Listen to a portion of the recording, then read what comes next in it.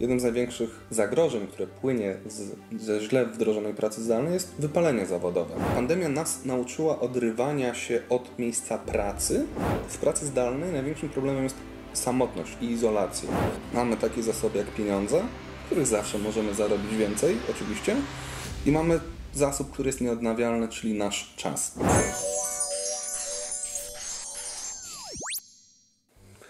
Cześć, witajcie wielcy miłośnicy kompaktowych domów. Dzisiaj widzimy się w troszeczkę innej scenerii. Jest z nami Rafał. Cześć Rafał. Cześć wszystkim. Z Rafałem się znamy już jakiś czas. Ponad dekadę. Może być ponad dekadę. Pracowaliśmy razem w korporacji. Tak. Rafał jest założycielem i administratorem znanego w całym kraju fanpage'a Mordor na Domaniewskiej. I założyłeś ten profil, jak pracowaliśmy razem w jednym z większych banków. Tak. Jesteś również prezesem, właścicielem agencji marketingowej Runaways oraz konsultantem pracy zdalnej. Pokazujesz, uczysz firmy, jak można efektywnie pracować zdalnie. Dokładnie tak. Agencja powstała na bazie właśnie fanpage'a Mordor na Domaniewskiej. Drobna poprawka, nie jestem prezesem, jestem właścicielem i prokurentem, no ale to dla widzów bez znaczenia. Ale jesteś kimś ważnym. Tak, lubię tak sobie powtarzać codziennie rano idąc do pracy. Na szczęście nie mam daleko tego chodzenia. I na bazie doświadczeń z tą agencją, która właściwie od samego początku pracowała półzdalnie albo w pełni zdalnie, zacząłem się zajmować tym, żeby uczyć ludzi pracy w ten sposób, bo sam tak pracuję od 2006 roku. I to jest bardzo ciekawy temat i właśnie dzisiaj chcemy poruszyć przede wszystkim takie pojęcia jak praca zdalna, czy praca zdalna jest efektywna, czym jest pojęcie workation, bo niedawno się o tym dowiedziałem, że coś takiego funkcjonuje i są to naprawdę bardzo ciekawe zagadnienia, a Rafał jest niewątpliwie specjalistą właśnie w tych zagadnieniach. Słuchaj Rafale, to moje takie pierwsze pytanie. Czy praca zdalna może być efektywna? Oczywiście zależy, kto to liczy i kto to mierzy. W ogóle są bardzo duże problemy z tym, żeby pomierzyć efektywność, wydajność pracy, zwłaszcza w przypadku takich pracowników umysłowych. Ostatnie badania, które prowadził Microsoft, pokazują, że 87% pracowników uważa, że są bardziej produktywni pracując z domu. Z kolei tylko 12% menedżerów uważa, że ci ich pracownicy są produktywni. Więc tutaj jest taki bardzo duży rozdźwięk między menedżerami a pracownikami. No i wszystko też zależy od tego, jak my definiujemy tą pracę zdalną. Bo pracę zdalną można sobie wyobrazić w środowisku, które jest dobrze ułożone i przygotowane pod pracę zdalną. Są jasno sprecyzowane zasady komunikacji, są wdrożone dobre narzędzia i ludzie są nauczeni pracować w ten sposób. A można sobie wyobrazić coś, co ja nazywam przymusową pracą z domu, czyli sytuację, która miała miejsce na przykład w Polsce w kwietniu, w maju 2020 roku, kiedy zostaliśmy wyrzuceni bez przygotowania do pracy właśnie z domów i często praca zdalna polegała na tym, że musieliśmy przez 8 godzin być online na kamerce, żeby szef widział, że my pracujemy. Badania pokazują, że dobrze wdrożona praca zdalna sprawia, że ludzie pracują bardziej produktywnie, bardziej wydajnie i jest mniejsza retencja. Ludzie chcą pracować zdalnie. Też tak, żeby rzucić trochę cyframi. Ostatnio były badania w Polsce prowadzone i pracownik jest w stanie zrezygnować z 5% swojej pensji w zamian za możliwość pracy zdalnej. Z kolei dla menedżerów wartość tej pracy zdalnej jest na tyle niska, że oni chcieliby dawać pracę zdalną swoim pracownikom, ale w zamian za obniżkę pensji o 41%. Czyli 8 razy jest ta różnica między postrzeganiem pracy zdalnej przez menedżerów a pracowników. Więc tak długo, bo to staram się uniknąć odpowiedzi, to zależy, ale to niestety zależy. Okej, ale powiedziałeś takie zdanie, że właśnie to zależy od tego, w jaki sposób ta praca zdalna jest wdrożona do danej firmy, do danej korporacji. Ja Ci powiem z naszego przykładu HouseSmartowego. U nas jest to bardzo popularne, że pracujemy zdalnie z kilku powodów. Dla mnie takim głównym powodem jest to, że przede wszystkim musimy być w terenie. Nasza praca, ona sama z siebie polega na tym, że nie siedzimy po prostu w biurze, tylko jesteśmy na budowach i u nas, gdybyś zadzwonił domofonem w środę o 12, to prawdopodobnie nikt Ci tego biura nie otworzy, bo wszyscy są albo w terenie. Z kolei zadania, które wykonuje na przykład Natalia czy Paulina, są to zadania, które w żaden sposób nie musisz być w biurze, żeby wysłać maila czy odebrać telefon. Natomiast u nas, to też zawsze podkreślam, my jesteśmy firmą rodzinną, firmą złożoną z przyjaciół, z rodziny, gdzie poziom zaufania u nas jest ogromny, jak i poziom zaangażowania w to, co robimy. Każdy traktuje naszą firmę, jakby to była jego firma. I tak się zastanawiam, przepraszam, może będę trochę oportunistą do tego, co mówisz, ale czy jest możliwe, żeby również tak traktować pracę w korporacji i czuć się, że jest się faktycznie częścią tego ogromnego przedsiębiorstwa? Na przykład Microsoft czy Google to są tak wielkie korporacje, że nie wiem, czy dobrze rozumiesz moje pytanie. Czy tam to, że jestem takim małym trybikiem, nie powoduje, że podchodzę do tych swoich obowiązków na pracy zdalnej, jak szef nie patrzy, na zasadzie, nie patrzy tam. Jest to jeden z tych powodów, dla których w dużych korporacjach ta praca zdalna nie jest tak, powiedzmy, mile widziana, ale mamy przykłady firm, takich jak na przykład Spotify, które zatrudnia 6000 ludzi na całym świecie i tam jest wdrożona praca zdalna. Jest firma GitLab, jest firma Doist. Są duże firmy, które pracują 100% zdalnie. Na przykład 1/3 stron w internecie oparta jest o technologię WordPress, a firma Matta Mullenwega, nie pamiętam już jak się nazywa konkretnie jego firma, ale firma, która odpowiada za tę technologię, w całości pracuje zdalnie, więc jest to możliwe, tylko wymaga to właśnie poukładania wielu rzeczy i to, co powiedziałeś, zaufania i zaangażowania. Ja też fanpage Mordorna Domaniewski założyłem, bo zobaczyłem, że w tej pracy, w której byłem, trzymała mnie tak naprawdę tylko kasa i wypłata. Nie czułem się zidentyfikowany z tą firmą.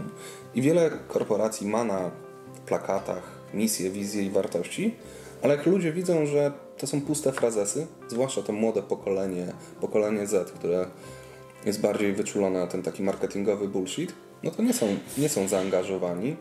I teraz mamy do czynienia z sytuacją, w której na przykład na pracy zdalnej ludzie pracują na 2 komputery. Tutaj mam komputer służbowy i robię coś dla mojego pracodawcy, z którym powinienem być związany przez 8 godzin dziennie, i mam drugi komputer, na którym robię jakieś fuchy, co nie jest dobrym oczywiście. Myślałem, że powiesz, gram w CS-a. Albo grasz w CS-a, zależy co wolisz robić z tym czasem. Odnośnie pracy zdalnej, ja muszę mieć przynajmniej taką w głowie granicę. Jestem w pracy, jestem w domu. Pewnie znasz ten trik lub nie, ale wątpię. Ja na przykład jak pracowałem zdalnie w korporacji, to na przykład, to może będzie dziwne dla niektórych, ale zakładałem koszulę i marynarkę. Dół miałem, że tak powiem, roboczy, taki codzienny. Natomiast na górze, pomimo tego, że siedziałem w domu i telefonowałem do klientów, to jednak przebierałem się w ten strój roboczy, bo to w jakiś sposób mojemu mózgowi dawało informację, teraz jesteś w pracy, teraz masz zadania pracownicze i powiedz mi, jak sobie radzić w tej pracy właśnie zdalnej? Czy ludzie tworzą jakieś właśnie strefy, czy firmy też pomagają tworzyć takie strefy pracy? No bo jednak, wiesz, tutaj dziecko, tutaj Netflix, tu pralka zaczyna wirować. Jak to ze sobą, jak postawić wyraźną granicę między tym, że jestem mimo wszystko w domu, ale jednak w pracy? Bardzo dobrze, że mówisz o tym problemie, wyzwaniu, bo jednym z największych zagrożeń, które płynie ze źle wdrożonej pracy zdalnej, jest wypalenie zawodowe. Bo właśnie nie mamy granicy, wiesz, budzę się, włączam komputer i de facto mogę być już w pracy. To, o czym powiedziałeś, czyli zakładam koszulę, zakładam krawat, jest dobrą praktyką, bo wysyłasz sygnał do swojego umysłu, tak, jestem w pracy. Ja na przykład, jeżeli prowadzę jakieś szkolenie online'owe, to nawet jeżeli prowadzę je z domu, to mam założone pantofle, spodnie, nawet perfumuję się, żeby czuć się tak, jakbym wchodził na tą salę szkoleniową.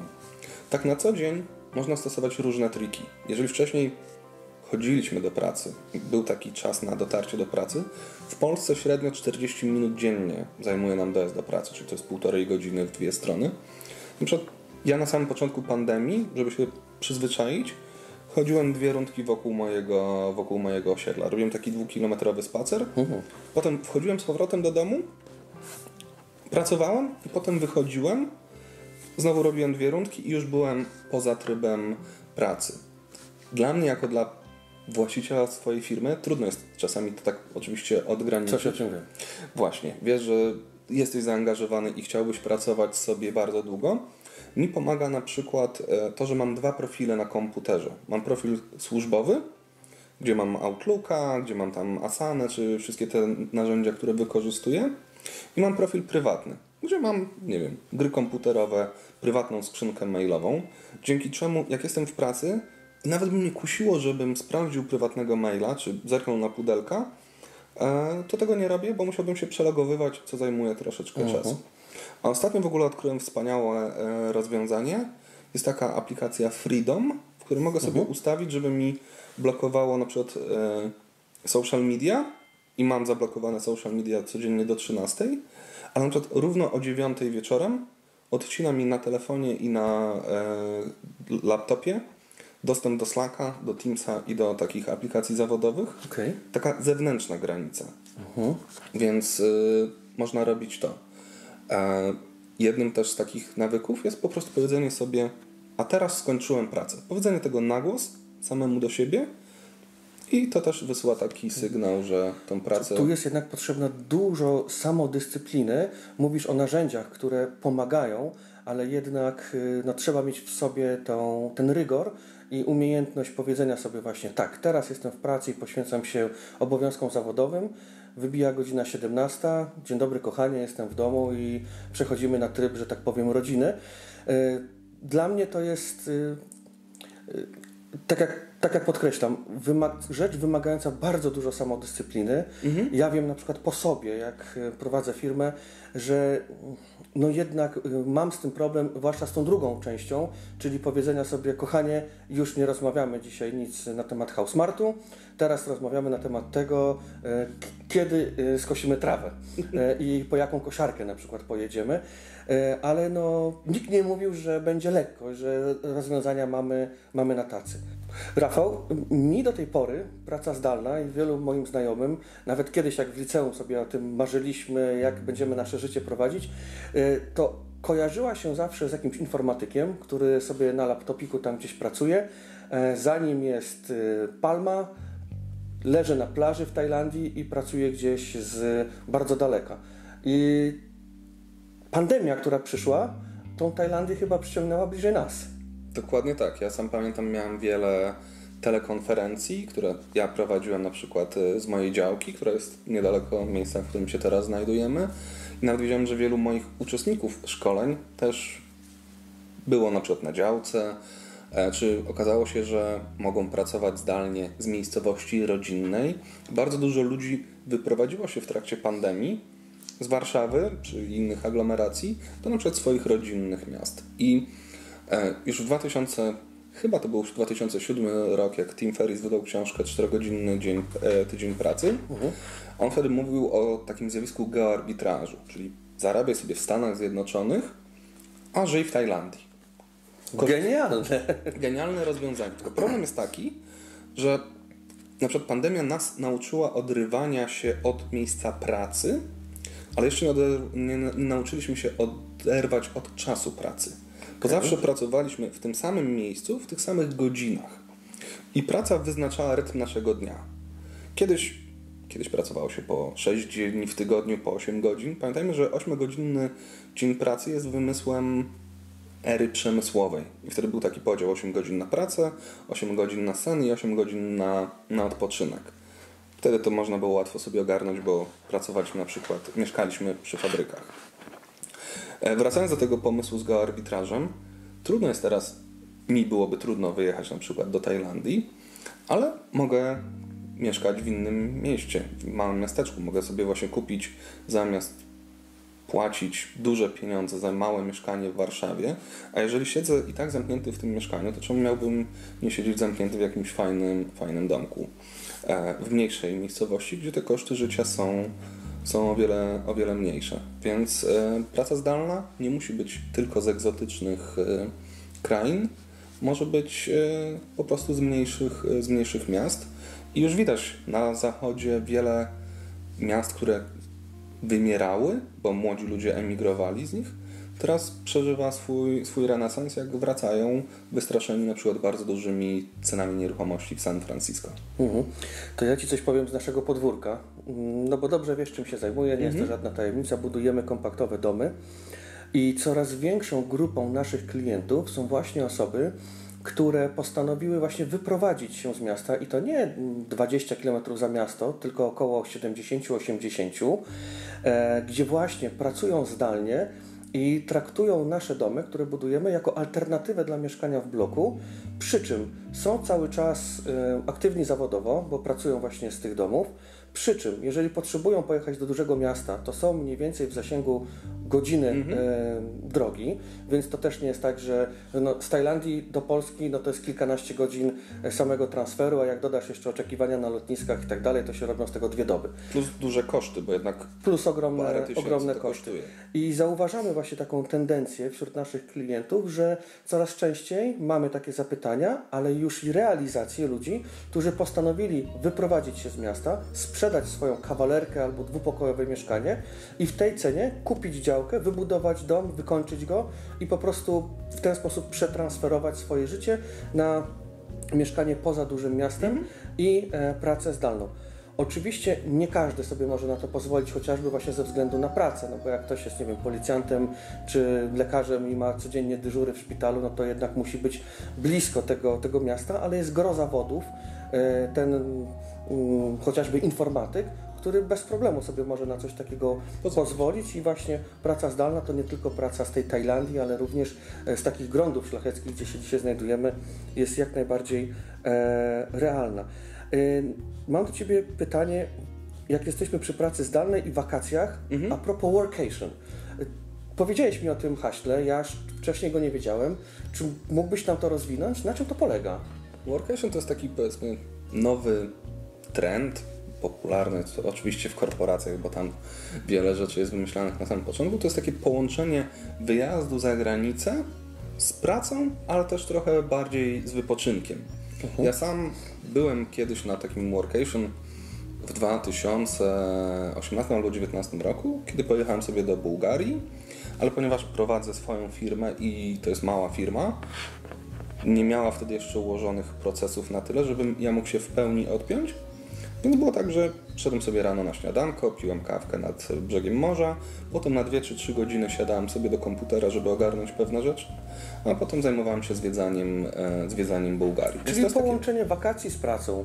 Połączenie wakacji z pracą, co brzmi bardzo fajnie, bardzo sexy, ale dla ludzi, którzy są na swojej działalności gospodarczej albo na B2B, przykładowo wśród ludzi, którzy są zatrudnieni na umowę o pracę, niestety generuje to wiele komplikacji natury prawno-podatkowej i to są rzeczy, które firmy powinny sobie Ale to jest pojęcie, że typowo trzymające się zagranicy, czy w Polsce korporacje również na przykład, bo my budujemy domki, naszym inwestorom budujemy takie osady po 3, 4, 5, 10 domów i czy korporacje również wynajmują całe takie osady, żeby tam właśnie cały team na przykład marketingu, załóżmy, macie jakąś kreatywną pracę i idźcie sobie popracować przez, 2 tygodnie, macie tu wszystko opłacone i...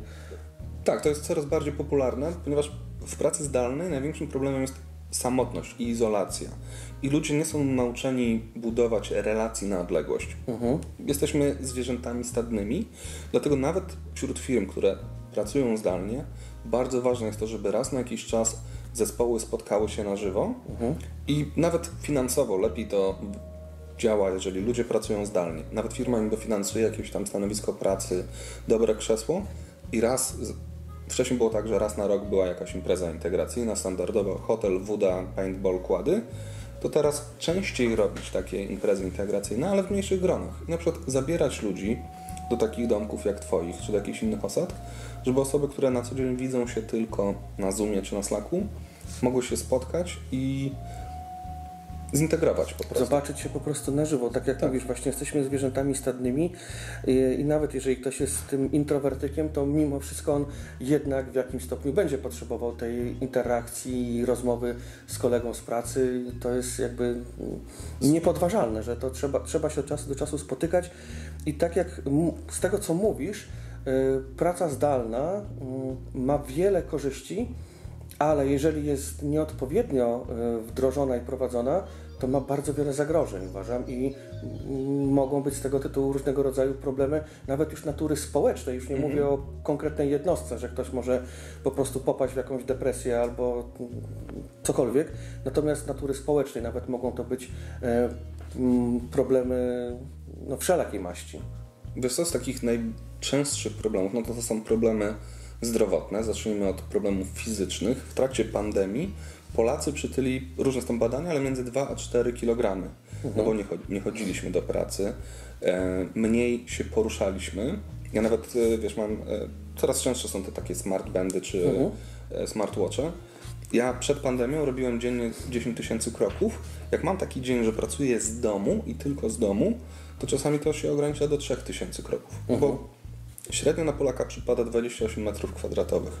Ile ja mogę w moim dwupokojowym mieszkaniu zrobić kroków? Nawet jeżeli chodzę w trakcie rozmowy telefonicznej, no to ich nie zrobię. Plus gorzej się odżywialiśmy, więcej stresu, więc Polaków wagowo przybyło. Wspomniałeś przed chwilą o introwertyku. Wśród tych na przykład coli takich statusowych, w momencie, w którym jest 50 osób na Zoomie, to introwertycy są jeszcze bardziej wycofani, są jeszcze bardziej odizolowani i to poczucie izolacji przekłada się niestety na samopoczucie psychiczne i mentalne. Praca zdalna jest też bardzo szkodliwa dla naszych kręgosłupów. Właśnie widzę, że się wyprostowałeś, dla naszych nadgarstków, bo z laptopami my powinniśmy pracować pół godziny dziennie w takiej formule, że patrzymy się w dół, one nie są dostosowane do tego, jak pracujemy. Jak przychodziliśmy nawet do naszej korporacji, to mieliśmy szkolenie BHP, gdzie usłyszeliśmy, że monitor musi być na linii wzroku, musimy mieć płasko podparte stopy, a wiele osób w domach nie ma warunków do pracy. A czy korporacje biorą to pod uwagę? Czy na przykład dofinansowują stanowiska pracy, wygodny fotel, biurko odpowiednie? Czy na zasadzie masz tu bon 500 zł, kup sobie lepszego laptopa?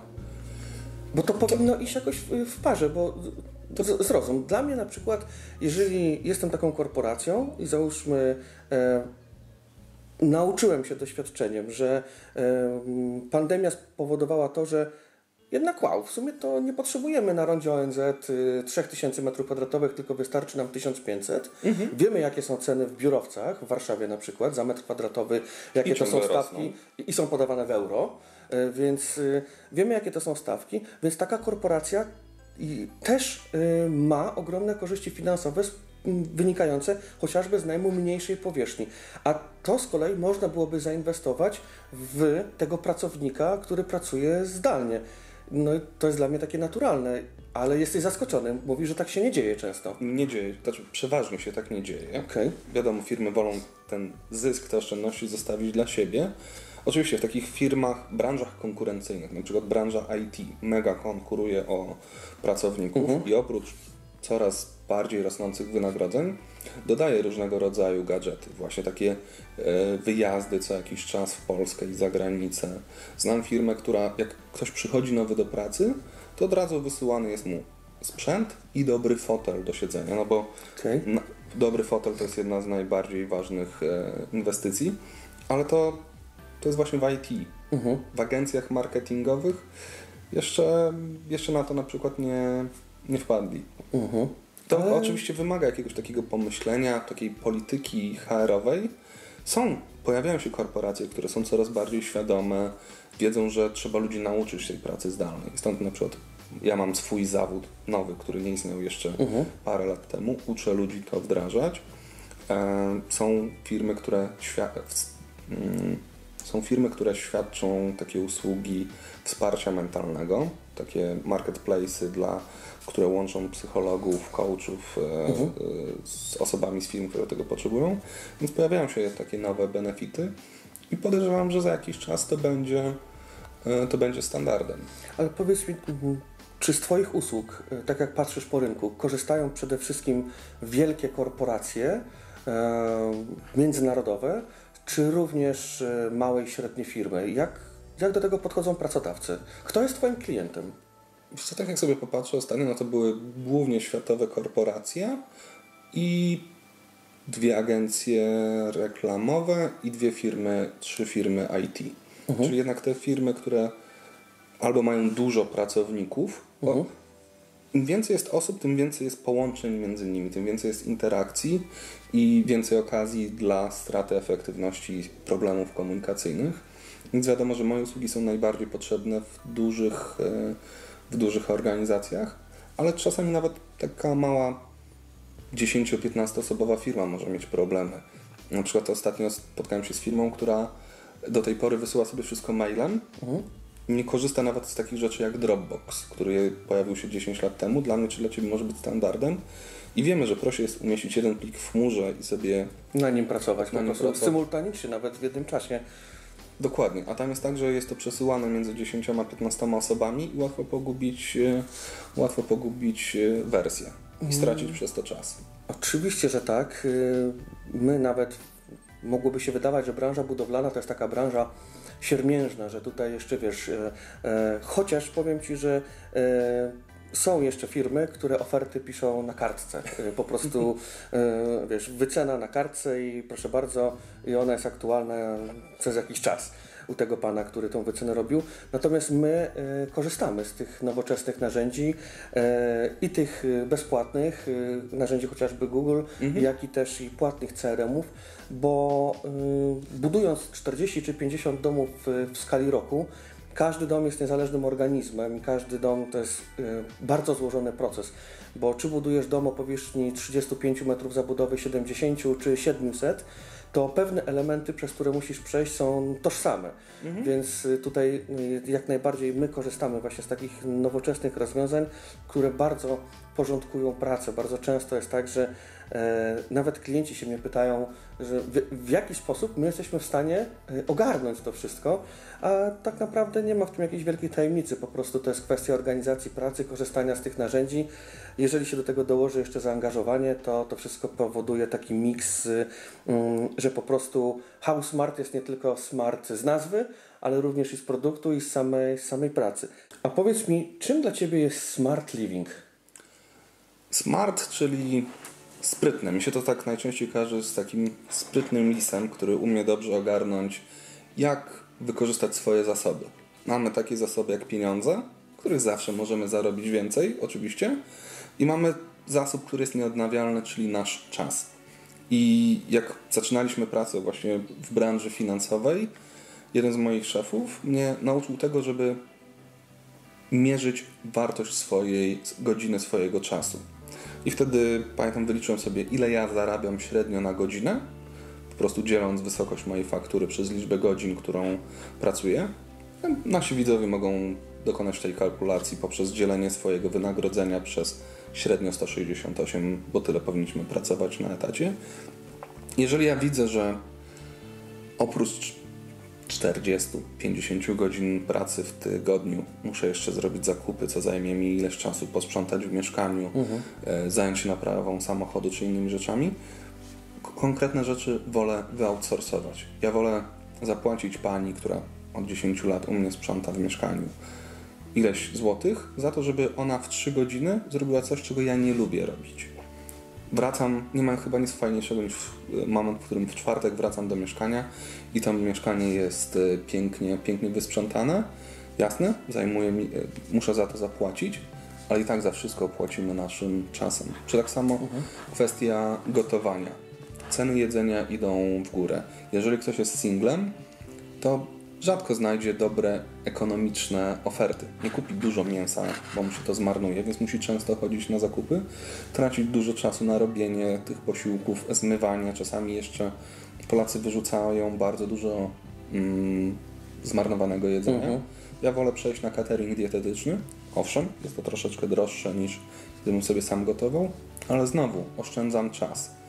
I w ramach tego smart livingu zastanawiam się, które rzeczy ja potrzebuję mieć na stałe, a które mogę sobie raz na jakiś czas po prostu na przykład wynająć. Mam samochód teraz kupiłem sobie, żeby podróżować na działkę, ale w momencie, w którym mieszkałem w centrum miasta i nie jeździłem na działkę, nie miałem samochodu, korzystałem z taksówek, z Uberów czy z carsharingów. I to jest też kwestia na przykład zastanowienia się,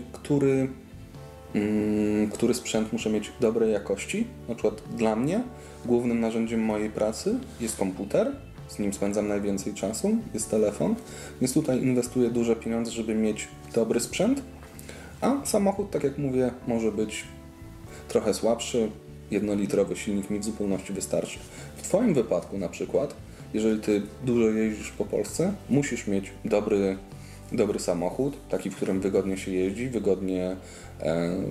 znaczy on jest też ekonomiczny i dobry na polskie drogi. Akurat nie znam się na parametrach samochodów, ale pewnie bardziej ważny jest samochód niż sprzęt komputerowy, z którego korzystasz. I tak samo możemy podejść do kwestii mieszkaniowej. W latach 90. mój ojciec wybudował dom 360 metrów na 4-osobową rodzinę, bo było założenie, że dzieci będą mieszkały razem z rodzicami.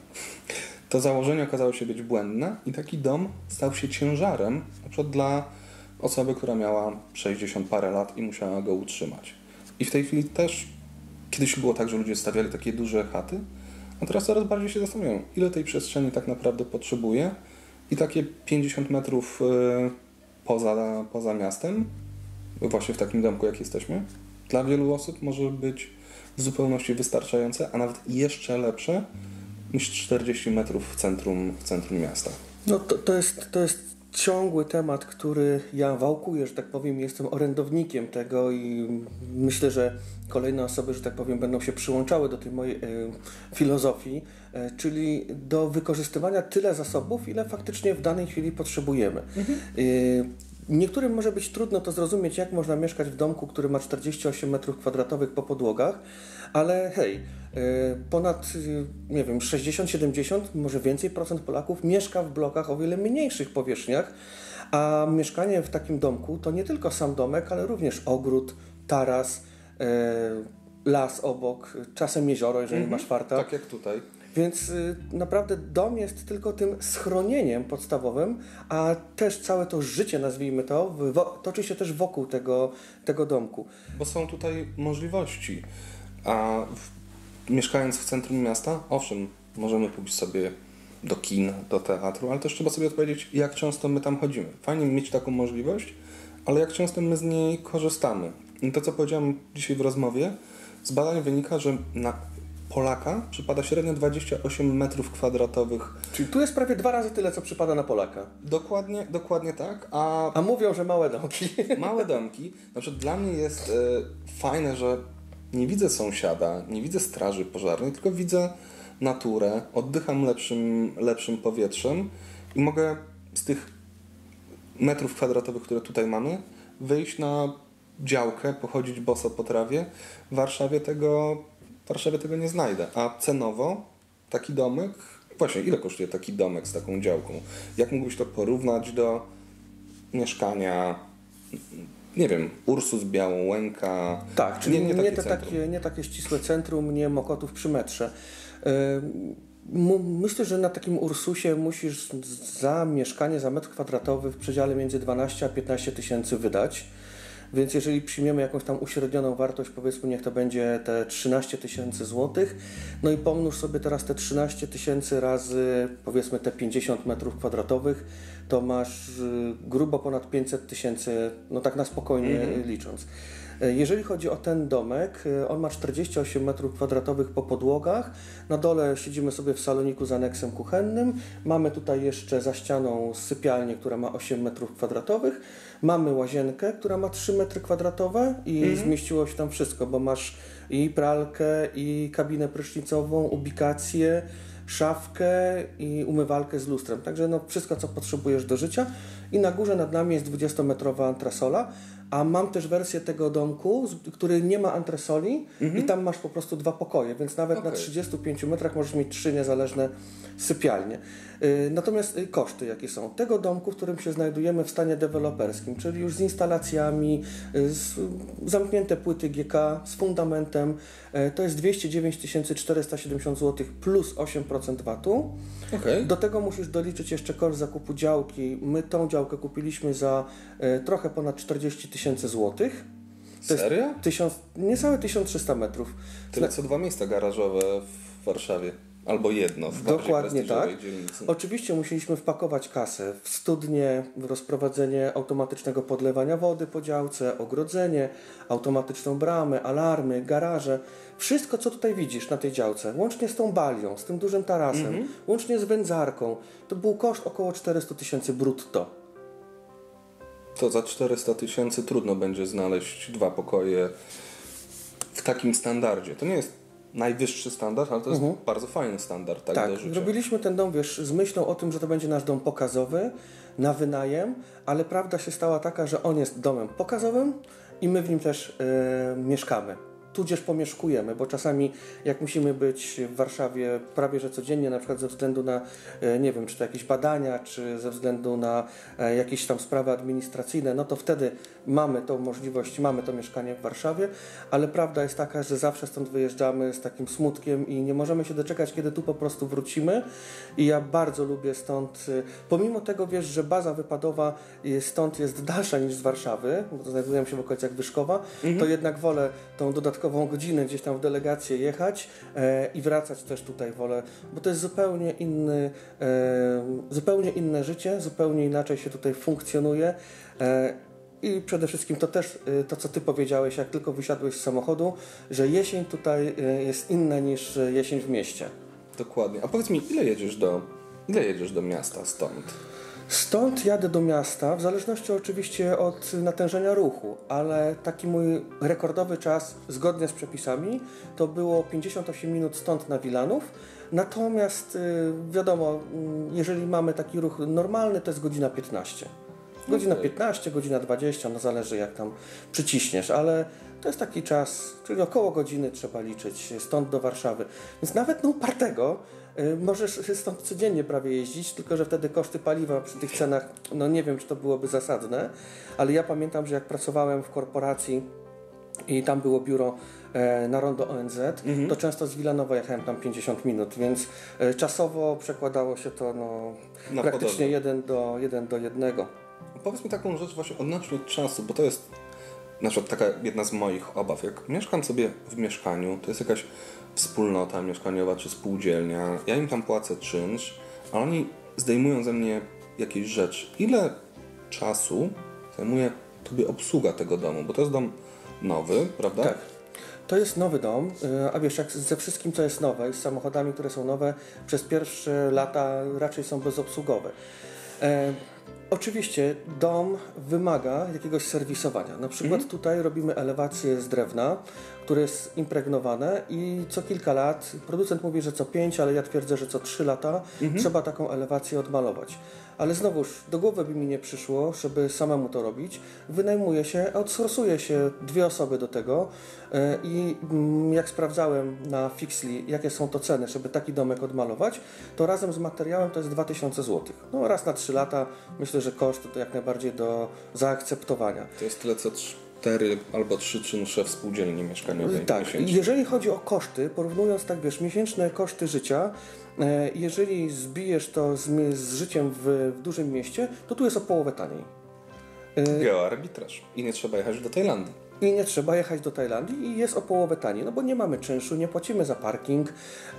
Jeżeli chodzi o prąd, no to tutaj mamy wszystko na prąd i pomimo tego, że jesteśmy obecnie jeszcze na tej najdroższej stawce C11 budowlanej, cały czas czekamy na podłączenie tego prądu na zwykłą taryfę, to my tu płacimy rachunki w okolicach 300 zł miesięcznie.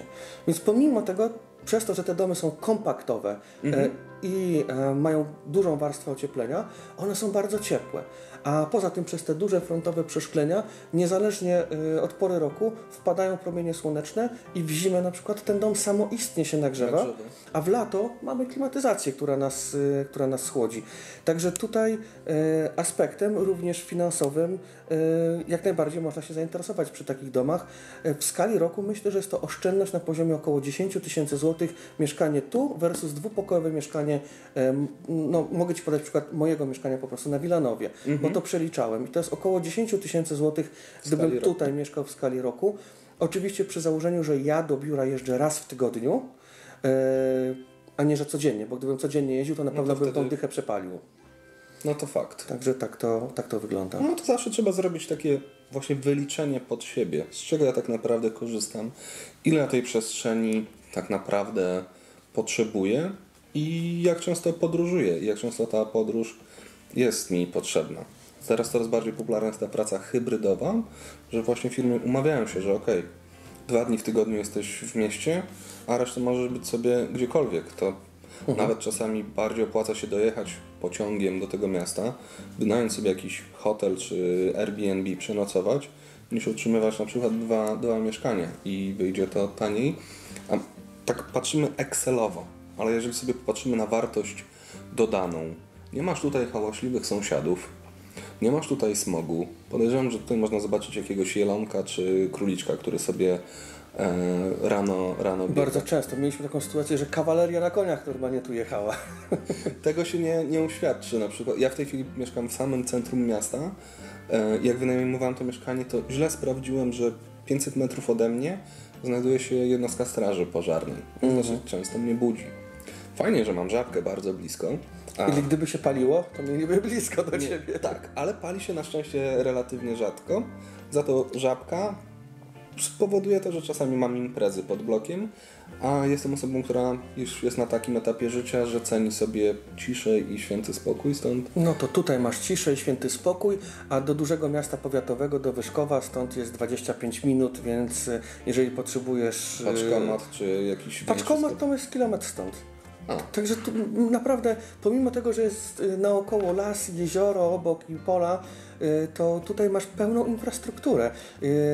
Ludzie często się boją tego właśnie, że wyprowadzę się na wieś, to tam internetu nie będzie. Ja tu mam lepszy internet niż w Warszawie. Właśnie chciałem Cię spytać, bo wiesz, na przykład teraz bardzo wiele osób się boi przerw w dostawie prądu czy problemów z internetem. W pracy zdalnej ten internet musi być bardzo dobry. Oczywiście. Jak tu sobie...